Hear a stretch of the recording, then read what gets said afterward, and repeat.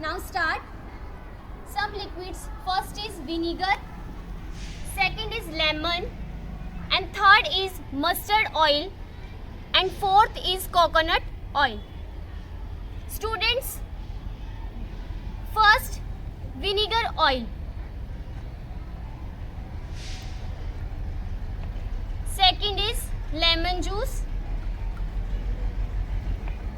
third is mustard oil, and last is coconut oil. We will mix this liquid with a spoon in one by one.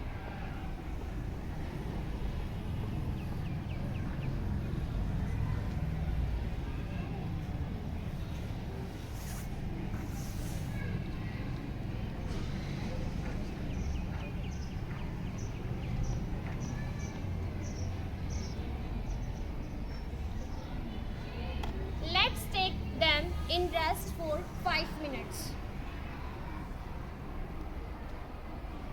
Now students, let's check with soluble in water.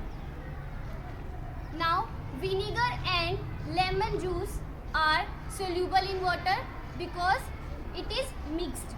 And next is mustard oil and coconut oil are not mixed. This is insoluble. Thank you. Have a nice day.